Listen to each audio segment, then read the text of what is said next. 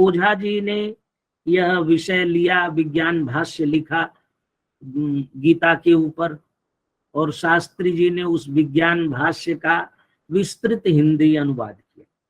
और आज तक के जो उपलब्ध भाष्य हैं उन सभी भाष्यों से अतिरिक्त इन्होंने भाष्य लिखा। ऐसा नहीं लगता कि शास्त्री जी और ओझा जी का हम भाष्य पढ़ें तो लगे कि इनका इन्होंने अनुकरण किया। पूरी संरचना ही बदल डाली, और उस पूरी संरचना को उन्होंने बदल के कहा कि यह संपूर्ण गीता आत्मविद्या है, आत्मविद्या की यह प्रकाशिका विद्या है। और इस आत्मविद्या के विचारक 4 विद्याएं हैं। 4 विद्याओं में इस संपूर्ण आत्मविद्या को विचार किया गया है, और उसी का उन्होंने नाम रखा राजर्ष विद्या, सिद्ध विद्या, राज विद्या और आर्ष विद्या। और इसका उन्होंने एक और नाम रखा वैराग्य बुद्धि योग, ज्ञान बुद्धि योग, ऐश्वर्य बुद्धि योग और धर्म बुद्धि योग। ये चारों का ये नाम, मतलब बुद्धि योग को केंद्र में रखा, और संपूर्ण गीता का केंद्र बुद्धि योग। इसी को आधार बना करके उन्होंने समग्र व्याख्यान लिखा और कहा कि बुद्धि योग ही मुख्य इकाई है। और इसका सूत्र उन्होंने लिया 4थे अध्याय से, इमं विवस्वते योगम प्रोक्तवान हम अव्ययम। तो जो योगम प्रोक्तवान, विवस्वान को मैंने दिया, आगे की परंपरा में हमने दिया, और सकाले ने महता योगो नष्ट परंतप, योग नष्ट हो गया और वही योग मैं तुमको दे रहा हूं। सयैवायं मया तेद्य योग प्रोक्त पुरातन। तो वह कौन सा योग था? तो बुद्धि योग था। और उस बुद्धि योग को उन्होंने 4 ढंग से, राजर्षि विद्या, सिद्ध विद्या, राज विद्या और आर्ष विद्या में उस बुद्धि योग को वैराग्य, ज्ञान, ऐश्वर्य और धर्म के रूप में, और सारे अध्यायों के विवेचन को उन्होंने अलग अलग ढंग से व्याख्यायित कर दिया, उपनिषदों में बांट दिया। उपनिषद का मतलब होता है अध्यात्म विद्या, आत्मविद्या। आत्मविद्या के ही प्रकाशिका को उपनिषद कहते हैं। तो यहाँ जो उपनिषद है, उपनिषद 2 तरह का, एक श्रौती उपनिषद, एक स्मार्ती उपनिषद। तो जो गीता में अध्यात्म आत्मविद्या है वह स्मार्ती उपनिषद है। उसी अर्थ में उन्होंने उपनिषद शब्द का यहाँ प्रयोग किया। और उस उपनिषद के एक राजर्षि विद्या के अंतर्गत 7 उपनिषद, एक उपनिषद के अंदर 7 उपदेश। तो इस प्रकार से 7 उपनिषद इसमें है। और इन उपनिषदों को एक एक उपनिषद के अंदर 7 उपदेश हैं। उनकी संख्या यदि हम सबकी देखें तो 24 उपनिषद उन्होंने इसमें गिनाए हैं। और 50 उपनिषद गिनाए हैं। और इस समग्रता के साथ इसका उन्होंने विवेचन किया है।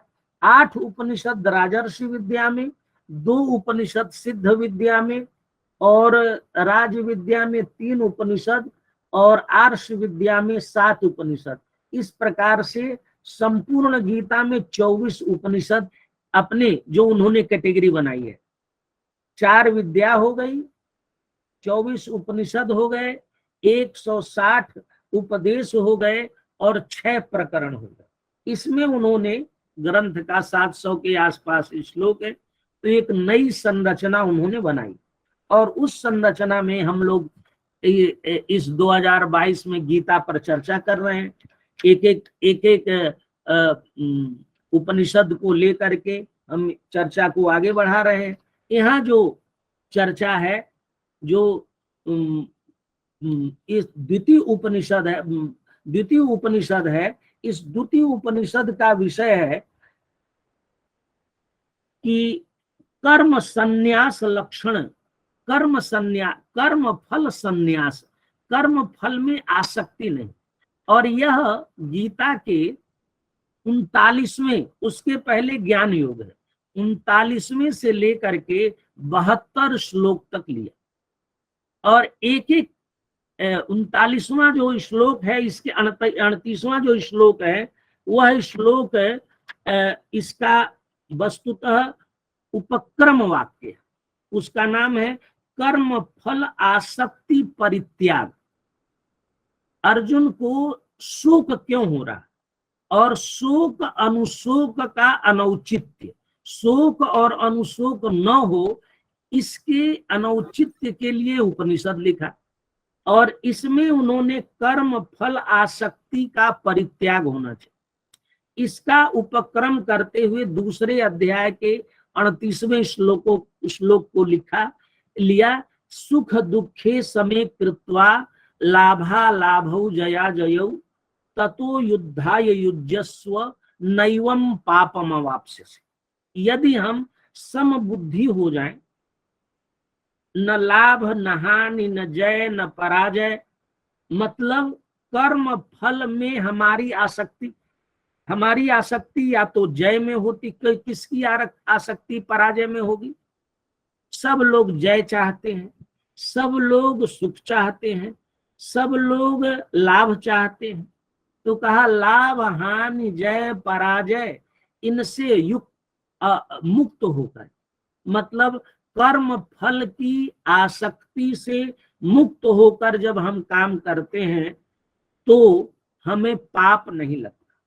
नैवं पापम अवाप्स्यसि ततो युद्धाय युज्यस्व, ये उपक्रम किया, और उपक्रम के बाद 6-7 उपदेश उन्होंने यहाँ पर उपस्थापित किए। पहला उपदेश था उनका कि कर्म संन्यास लक्षण ज्ञान योगापेक्षया। जो पहला उपनिषद था वह उपनिषद था कर्म संन्यास लक्षण। कर्म संन्यास लक्षण, कर्म का संन्यास, कर्म करना ही नहीं, कर्म का त्याग, संन्यास और त्याग का लक्षण 18वें अध्याय गीता में कहा गया है। सर्व कर्म फल त्याग को त्याग कहा जाता है, और काम्यानाम कर्मणाम न्यासम संन्यासम कवयो विदु। ये 18वें अध्याय में भगवान ने पूछा, भाई संन्यास किसे कहते हैं, त्याग किसे कहते हैं, संन्यास और त्याग को का भेद बताइए। तो कहा कर्म, सर्व कर्म का त्याग संन्यास है, और फल का त्याग है। तो इस दृष्टि से उन्होंने कहा कर्म संन्यास की अपेक्षा फलासक्ति का त्याग, फलासक्ति उपाधिक फल आसक्ति के त्याग, फल में आसक्ति ही न। सुख क्यों होता है, दुख क्यों होता है? दुख इसलिए होता है कि हम कुछ चाहते। यस्य एकम प्रियम, जिसका एक प्रिय है, मोह इच्छा जो हम चाहते हैं, यदि हम एक कुछ चीज चाहते हैं न मिले तो दुख होता है। तो यहाँ दुख का कारण मोह है, फल के प्रति आसक्ति है।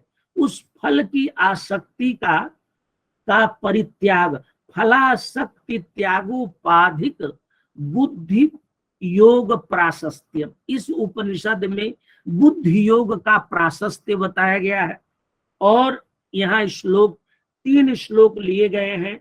व्यवसायात्मिका बुद्धि रेकेह कुरुनंदन। व्यवसायात्मिका बुद्धि क्या होती है? निश्चयात्मिका बुद्धि को व्यवसायात्मिका बुद्धि कहते हैं, और अनिश्चयात्मिका बुद्धि को अव्यवसायात्मिका बुद्धि कहते हैं। निश्चयात्मिका बुद्धि होती है तो हम कंसंट्रेट कर पाते, निश्चय कर पाते हैं क्या करना है। और जब अव्यवसायात्मिका बुद्धि होती है तो बहुशाखा ही अनंताश्च, और व्यवसायात्मिका बुद्धि का विनाश नहीं होता, प्रत्यवाय नहीं होता, और स्वल्पमप्यस्य धर्मस्य, और थोड़ा भी कर्म, थोड़ा भी योग, वह महत धर्म से वह धर्म पाप से हमें, भय से हमें मुक्त कर देता है। इस उपक्रम को करते हुए और विस्तार से यहाँ पर शास्त्री जी ने ये दिखाया कि योग के कितने लक्षण हो सकते हैं, कितने अर्थ हो सकते हैं। उन अर्थों को उन्होंने दिखाया और कहा कि गीता में जहां जहां बुद्ध योग आया है, बुद्धि आई है, वो बुद्धि योग के रूप में आया है, और जहां जहां बुद्धि योग के रूप में नहीं आया है योग, उसका भी उन्होंने अलग से परिगणन करते हुए कहा एकम सांख्यम च योगम च, यहाँ पर कर्म योग है और सब जगह योग जो है बुद्धि योग का वाचक है। इस प्रकार इन्होंने विस्तार से इस प्रकरण को लिया और इसकी विवेचना की, और अंत में उन्होंने कहा कि बुद्धि योग जो है क्या है, निश्चय करना। और निश्चय करना क्या है, ममेदम कर्तव्यम। अर्जुन को शोक है कि इनको, ये मेरे साले ससुर सब उपस्थित है, इनको मार करके मुझे क्या मिलेगा, और जिनके लिए सुख चाहिए वे सब उपस्थित हैं, तो निश्चय नहीं कर पा रहे हैं कि मुझे क्या करना चाहिए। तो इसका, इस उपनिषद का निष्कर्ष निकलता है कि ममेदम कर्तव्यम, ये मेरा कर्तव्य, ये निश्चय कर लेना, ये इस उपनिषद का तात्पर्य उन्होंने निकाला।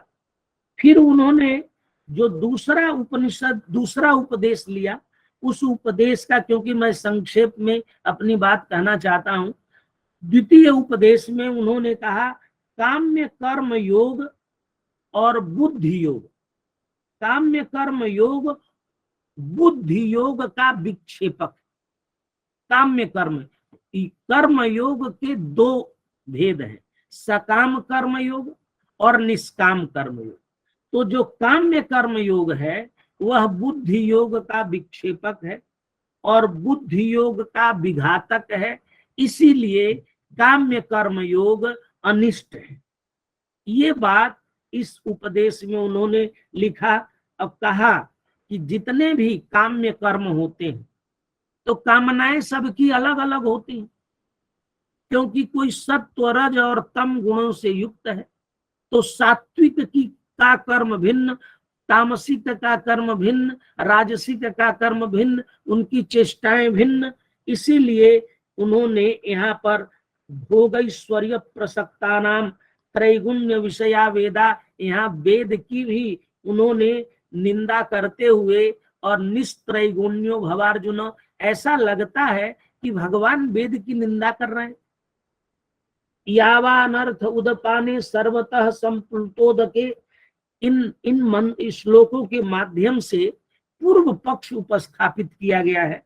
शास्त्री जी ने कहा कि ऐसा लग रहा है कि वेद प्रतिपादित जितने सिद्धांत हैं, क्योंकि वो काम्य कर्मों से युक्त है, तो ये दिखाते हुए उन्होंने पूर्व पक्ष में ये विषय रख करके दिखाया कि देखिए गीता ने वेद प्रतिपादित कर्मों का समर्थन किया है, और किस प्रकार से इसका समन्वय किया जाए ये बाद में बताया। जैसे वेदा नाम साम वेदोस्मि, जहां पर कह रहे हैं त्रैगुण्य विषया वेदा, त्रैगुण्य विषय वाले वेद है, और हमको बनना क्या है, निस्त्रैगुण्यो भवार्जुन। तो वेद जो बात बताता है वो मत बनो, निस्त्रैगुण्य बनो, क्योंकि काम्य कर्म हमेशा त्रिगुण से युक्त होते हैं। संसार का कोई भी ऐसा तत्व नहीं है जो त्रिगुणात्मक नहीं है। तो कैसे इसकी, फिर उन्होंने वेद के विचारों को उन्होंने अपने भाष्य में शास्त्री जी ने प्रतिपादित किए, करते हुए बताया कि इसका मतलब क्या है। इसका तात्पर्य ये है कि जब हम फल कामासक्ति से वैदिक कर्म करते हैं तो वो त्रिगुणात्मक होता है, वह त्रैगुण्य होता है। और जब फलासक्ति से त्रिगुण भाव से मुक्त होकर के कर्म करते हैं, कर्म भाव से कि मेरा कर्तव्य है, इदम मया कर्तव्यम, कर्तव्य बुद्धिया, फल बुद्धिया नहीं करते हैं। जब हम फल बुद्धिया करते हैं तो हम, जैसे कोई गाड़ी खरीदनी है तो 4 तरह की गाड़ी, 4 तरह के कलर के हैं, तो वो अपने अनुसार कलर लेगा तो गुण के अनुसार लेगा, तो वहां फल के आधार पर तो उस त्रैगुण्य होगा। और जब फल को छोड़ करके उस कर्म बुद्धि से कर्म करते हैं, वैदिक कर्म करते हैं, तो वह निस्त्रैगुण्य होता है। इस प्रकार से उन्होंने वैदिक विषयों का, वेद प्रतिपादित विषयों का ही समर्थन किया। फिर उन्होंने बताया कि जो तीसरा उपदेश है कर्म योग का फलासक्ति त्यागोपाधिक बुद्धि योगात्मकत्वेन अभ्युपपत्तौ श्रेयस्करत्व। माने कर्म योग और बुद्धि योग दोनों एक एक भाव में हो जाए। कैसा कर्म योग? फलासक्ति त्याग उपाधिक जो कर्म योग है और बुद्धि योग है, वो दोनों एक कर दें तो दोनों का श्रेयस्कर है, श्रेयस्कर होते। कर्म योग माने सकाम कर्म योग नहीं, निष्काम कर्म, अनासक्ति, आसक्ति से रहित, और उसी को बुद्धि योग कहते हैं। और फिर उन्होंने उन सब विषयों को गीता के श्लोकों को लेकर के विस्तार से बताया और कहा निस्त्रैगुण्य होना तो बड़ा मुश्किल है, क्योंकि हमारी जो प्रक्रिया है उस प्रक्रिया में तो ये सब विषय भाष्य में वो शास्त्री जी ने विस्तार से इन विषयों को लिया। मैं सब बार बार नहीं कहना चाहता हूं, लेकिन क्या करना चाहिए, इस उपदेश का निष्कर्ष उन्होंने क्या किया कि हमें कर्म करना चाहिए। कैसा कर्म करना चाहिए? आसक्ति परित्याग पूर्वक, आसक्ति नहीं हो, फल की आशा नहीं हो, और कर्म बुद्धिया यावत जीवन हमें कर्म करना, यही कर्मयोग है,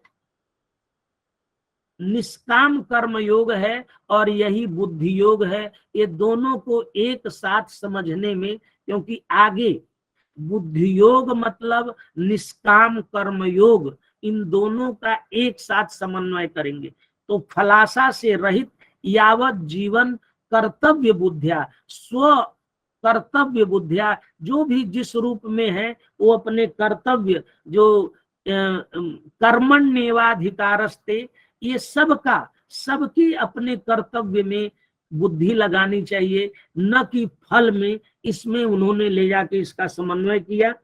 फिर कहा जो मोह से व्यतिरिक्त, मोह माने अज्ञान, अज्ञान माने शोक क्यों हुआ? मोह के कारण।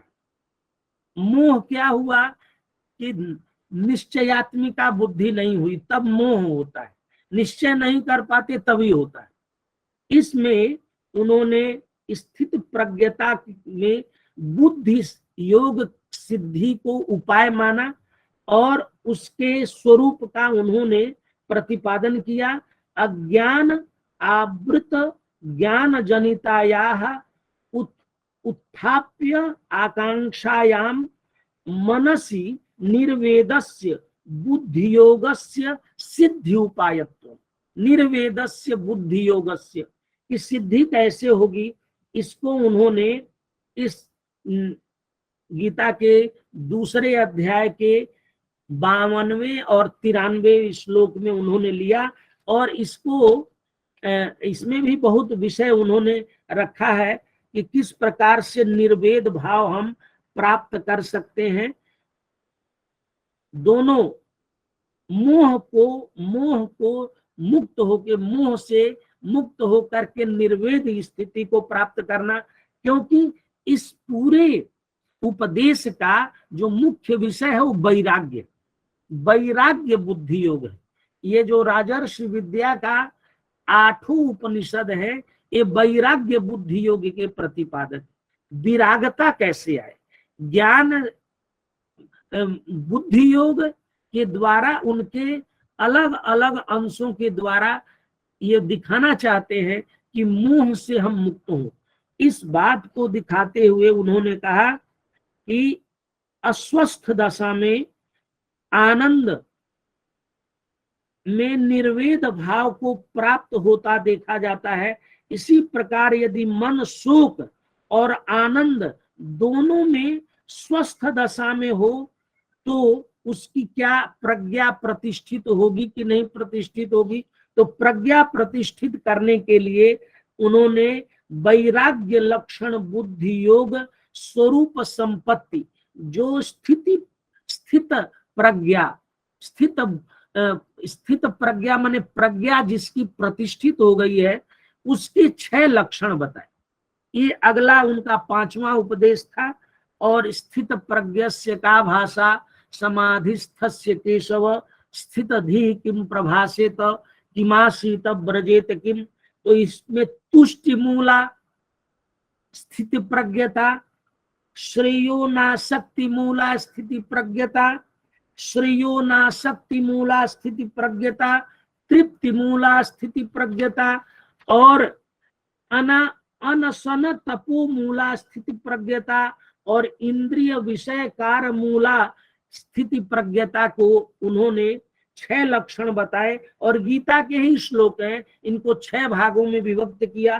तुष्टि मूला स्थिति प्रज्ञता क्या है कि प्रजहाति यदा कामान सर्वान पार्थ मनोगता, कामान सर्वान कामान प्रजहाति आत्मन्येवात्मना तुष्ट स्थित प्रज्ञस्तदोच्यते। और श्रेयो प्रियो नाशक्ति मूला में दुखे स्वनुद्विग्न मना सुखेषु विगत स्पृह, ये स्थिति उन्होंने स्थिति प्रज्ञता, क्योंकि इसी से मोह की निवृत्ति होगी। मोह नहीं होगा तो शोक नहीं होगा, अनुशोक नहीं होगा। और मोह शोक का अनौचित्य बताना ही इस द्वितीय उपनिषद का लक्ष्य है। इस प्रकार शास्त्री जी ने, क्योंकि गीता के श्लोकों को लेकर के तो बहुत लोगों ने भाष्य किए, लेकिन जिस प्रकार से शास्त्री जी ने, ओझा जी ने, क्योंकि आप अभी संस्कृत भाष्य नहीं देख रहे, संस्कृत भाष्य के ऊपर ये हिंदी भाष्य है, तो उन विषयों को लेकर के उन्होंने जिस दृष्टि से हमारे स्थिति प्रज्ञता होने पर ही हम अनासक्ति में जा पाते हैं, नहीं तो आसक्ति बनी रहती है हमारी। इसी प्रकार से उन्होंने बुद्धि योग, अनासक्ति मूला बुद्धि योग हो, हमें किसी में आसक्ति ना हो, न काहू से दोस्ती न काहू से बैर, यही अनासक्ति है। ये अनासक्ति यदि हम वो सोचते जैसे कोई सैनिक युद्ध क्षेत्र में जाए और कौन आगे लड़ रहा है वो न देखे, क्योंकि एक क्षत्रिय वहां पर आया है कि ये छात्र धर्म है और यदि इस धर्म का पालन नहीं करोगे तो तुम्हारा अहित होगा और अपमान होगा संसार में और आगे भी कुछ नहीं होगा। इसीलिए कौरव और पांडव दोनों पक्ष के जो योद्धा थे, उन दोनों योद्धाओं को स्वर्ग हुआ। जब स्त्री विलाप पर्व में गांधारी ने भगवान को श्राप दिया और कहा तुम्हारे कारण हमारे संतानों की हत्या हो गई, तो हम एक बार देखना चाहते हैं, तो गंगा जी में सारे वीरों को दिखाया गया और उसमें सभी कौरव और पांडव दोनों पक्ष के सैनिक स्वर्ग में थे। तो ये प्रश्न हुआ कि जब रोज कहती यतो धर्मस् ततो जयः, तो धर्म यदि पांडवों के पक्ष में था तो जय हुआ, कौरवों के पक्ष में धर्म नहीं था तो पराजय हुआ, तो कैसे उनको स्वर्ग हुआ। तो क्षत्रियस्य जो छात्र धर्म था वो कर्म था युद्ध कर, और युद्ध आसक्ति से रहित तो होकर के युद्ध करना, क्योंकि ये मेरा कर्तव्य है। इस कर्तव्य बुद्धिया जिन लोगों ने युद्ध किया वो उनका धर्म था और इसीलिए सभी को स्वर्ग हुआ था। वो स्त्री विलाप पर्व में भगवान ने बताया। तो यहाँ पर ये बताया कि बुद्धि योग में बाधक क्या है। हम सब क्या बुद्धि योग हो जाए, हम अनासक्ति भाव से संसार में रहें, तो होता नहीं। अनासक्ति यदि हो जाए तो कोई शोक अनुशोक होना नहीं, किसी विषय का न हमें शोक होगा न उसका पश्चाताप होगा, कोई चिंता नहीं होगी। तो अनासक्ति होती क्यों नहीं, तो कहा इसके प्रतिबंधक, क्या प्रतिबंधक है? तो ध्यायतो विषयान पुंस संगस्तेषु पजायते संगात संजायते कामः कामात् क्रोधो विजायते क्रोधात् भवति सम्मोह सम्मोहात् स्मृति विभ्रमः स्मृति भ्रंशात् बुद्धिनाशः। और इसी में उन्होंने स्थिति प्रज्ञता में अचला बुद्धि समाधि में प्रतिष्ठित होती है, समाधि बुद्धि से स्मृति स्वरूप की रक्षा होती है, स्मृति के उदय से मोह कलिल की निवृत्ति होती है, मोह नाश से क्रोध का उच्छेद होता है, क्रोध की विनिवृत्ति पर काम की शांति होती है, और कामना के छेद पर, कामना के नाश पर अनासक्ति होती है, और वहीं से आत्मबोध होता है। तो ये अनासक्ति, कामना का निषेध करने पर ही कामना की समाप्ति, ये छठा उपदेश बुद्धि योग के बाधक तत्वों को, और बड़े विस्तार से नाना उदाहरणों से, हमारे पास समय नहीं है इन विषयों को, और आप लोगों ने इतना विस्तार से, सभी वक्ताओं ने, मुझे बहुत आज कुछ नया सीखने को आपसे मिला। और इन्होंने सातवें उपदेश में ब्राह्मी स्थिति के प्राप्त करने में हेतु क्या है? तो ब्राह्मी स्थिति को प्राप्त करने में हेतु बुद्धि योग है। ये उन्होंने बताया कि जिसको बुद्धि योग अनासक्ति कर्म योग, अनासक्ति से युक्त कर्म योग में जो युक्त रहता है वही बुद्धि योगी है, और बुद्धि योग ही ब्राह्मी स्थिति में हेतु है। और यहाँ पर 64 से लेकर के 72 श्लोक तक उन्होंने बुद्धि योग को, बुद्धि प्रसाद को, विमल बुद्धि लक्षण को ब्राह्मी स्थिति में हेतु माना। राग द्वेष वियुक्तस्तु विषयानिंद्रियश्चरन् आत्मवश्यैर विधेयात्मा प्रसाद मधिगच्छति। इस प्रकार से इन श्लोकों में ओझा जी और शास्त्री जी ने एक नई दृष्टि से इनकी व्याख्या की, और हम सभी जितने ब्रह्म पदार्थ क्या है उस पर भी विस्तार से उन्होंने विवेचन किया। जैसे ब्रह्म को गीता में 17वें अध्याय में लोग पूछते हैं कि गणानांत्वा में ओम क्यों लगा देते, ओम गणानांत्वा, एक ओंकार सतनाम बाहे गुरु। तो सत किसका नाम है, एक ओंकार किसका नाम है? तो गीता के 17वें अध्याय में लिखा ओम तत्सदिति निर्देशो ब्रह्मणस् त्रिविध स्मृतः। ब्रह्म को 3 नामों से जाना जाता है, ओम, तत् और सत, ये 3 तरीके से निर्देश दिया जाता है। यहाँ पर ओझा जी ने यही ओम तत् सत इति निर्देश से 3 प्रकार के ब्रह्म, उक्त ब्रह्म, प्रजापति ब्रह्म और विराट ब्रह्म। ओम उक्त ब्रह्म, तत् प्रजापति ब्रह्म, और सत और तत् विराट ब्रह्म, और फिर उनके भेद। और उस ब्रह्म, जब हम कहते हैं जो श्लोक यहाँ पर आया था 7वें का, उसमें जो ब्राह्मी स्थिति, तो ब्राह्मी स्थिति को समझने के लिए ब्रह्म जानना जरूरी, और फिर उसका उन्होंने विस्तार से विवेचन किया।